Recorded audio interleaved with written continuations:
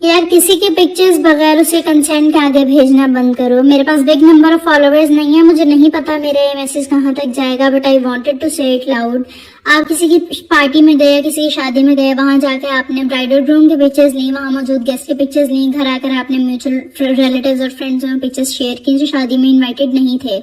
आपने उन लोगों से कंसेंट नहीं लिया। जिस तरह बाकी तस्वीरें आगे भेजने के लिए इजाजत की जरूरत है, इस तरह शादी के पिक्चर्स आगे भेजने के लिए भी परमिशन की जरूरत है। यू हैव नो राइट कि आप किसी के घर की प्राइवेसी को खराब करो। हाँ, किसी को पिक्चर्स चाहिए, वो खुद उन्हें पर्सनली मैसेज करे, वो कंफर्टेबल हुए तो जरूर भेजेंगे। दूसरी बात, किसी के घर की प्राइवेट बातों का ढिंढोरा पीटना बंद करो। किसी की शादी फिक्स हो गई है या किसी ने घर लिया है, वो कंफर्टेबल हुआ, वो इनवाइट करना चाहता हुआ तो खुद फोन करके कहेगा कि यार इस डेट को शादी है, आप जरूर आना है, मैंने इस जगह पर घर लिया है तो आप जरूर देखने आना। वो नहीं बता रहा, इसका मतलब वो नहीं बताना चाहता। तीसरी बात, हम सब स्नैपचैट यूज करते हैं। अक्सर हमारे पास स्नैपचैट में हमारे कॉलेज के, यूनिवर्सिटी के ऐड होते हैं। आपने अपनी किसी फ्रेंड के साथ स्नैप बनाई और आपने सबको भेज दी।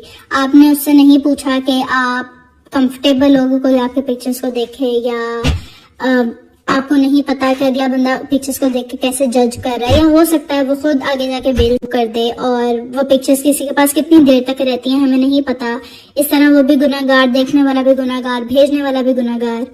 तो ये छोटी छोटी चीजें बहुत मैटर करती हैं और इनके अवेयरनेस होना बहुत जरूरी है। मुझे नहीं पता लोग मेरे से रिलेट कर रहे हैं या नहीं।